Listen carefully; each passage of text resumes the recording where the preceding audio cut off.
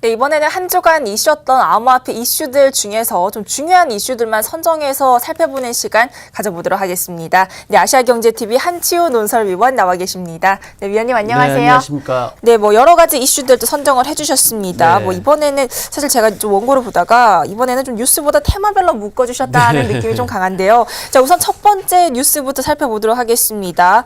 미국의 나스닥 CEO가 이제 암호화폐 거래하는 방안을 좀 긍정적으로 검토 중이다라는 걸 첫 번째 뉴스로 선정을 해주셨어요. 네, 프리드먼 그 나스닥 CEO가 이런 네. 얘기를 했죠. 암호화폐 중개 가능성은 언제나 열려 있다. 그러니까 나스닥 시장에서 암호화폐를 중개할 가능성이 항상 열려 있다. 근데 네. 중요한 거는 나스닥 시장에 상장하기 위해서는 투자자 보호를 위한 관리 수단이 확실하게 필요하다라는 이야기를 했어요.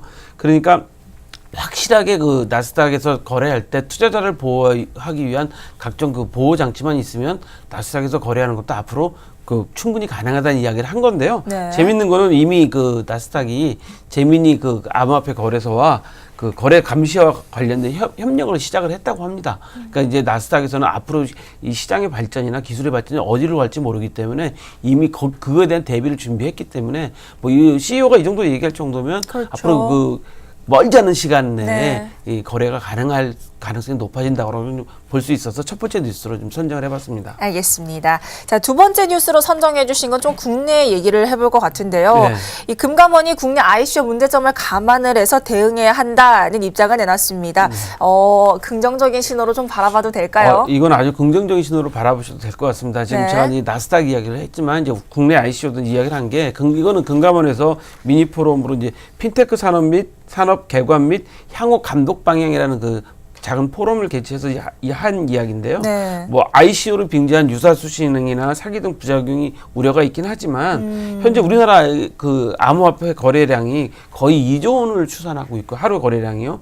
세계 그 거래량의 8.9% 정도 우리나라 그 GDP의 8.9%이기 때문에 네. 우리나라 GDP 비중이 1.6%에 비해서 엄청 높은 편이기 때문에 그렇죠. 다른 거에 비해서 엄청 높은 편이기 때문에 네. 앞으로 이제 이런 거에 대해서도 금감원에서 손 놓고 있을 수는 없는 거죠. 왜냐하면 그렇죠. 핀테크 산업하고 연결이 네. 돼 있는 부분이기 때문에 그래서 그 기존 투자자의 그 피로도하고 스마트폰 보급률이 높아지는 거에 따라서 그 IT 기술이 높으면 흡수력이 땡겨지기 때문에 결국은 ICO도 이제 핀테크 산업 차원에서 금감원에서 허가를 해줄 가능성이 높아진다는 그런 이야기를 하고 있는 겁니다. 그러니까 좀 전에 말씀드린 나스닥하고 같이 연계해서 말씀드리면 기술이 더 발전하고 그 보안성이 높아질수록 앞으로 시장에 더 상품 가치 있는 것으로 나올 가능성이 더 높아진다. 이렇게 이해하시면 될 것 같습니다.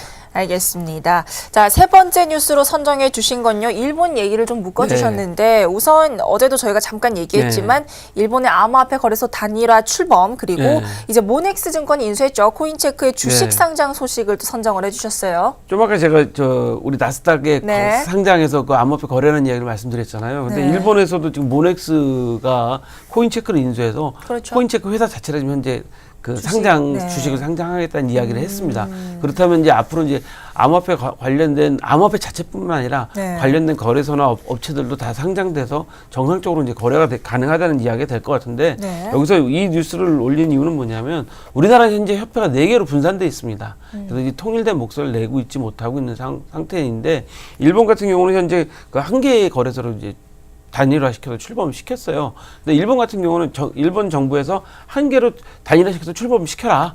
그러면 정부에서 법적으로 자율성도 부여해주고 해주겠다라는 이야기를 그렇죠. 했다고 하는 거죠. 그렇기 때문에 우리나라도 정부에서 어떤 이야기를 하기 전에 먼저 이 관련된 업계에서 단일화된 목소리를 내고 같은 목소리를 내기 위해서는 빨리 협회를 어느 정도 좀 이렇게 정비해야 될 필요성이 있는데 각각의 입장이 틀리고 또 그 이해관계가 다르기 때문에 쉽지 않아 보입니다. 근데 그렇다고 하더라도 한 발씩 물러서서 이 산업 발전을 위해서는 뭔가 좀 필요한 결단을 내려야 될 것 같고요. 지금 이 세 가지 뉴스를 다 엮어서 말씀드리다 보면 앞으로 그 거래소에 상장도 되고 발전할 가능성이 무궁무진하다. 다만 시간이 언제가 될 것이냐만 좀 기다려진다. 이렇게 정리하면 될 것 같습니다. 그렇죠. 아직은 저희가 암호화폐 시장이 워낙 초기 단계다 보니까 이런저런 모든 과정들이 하나 일련의 과정이 아닌가 하는 그런 생각이 듭니다. 네, 오늘도 이렇게 해서 아시아경제TV 한치우 논설위원과 함께 이슈들에 대해서 얘기를 나눠봤습니다.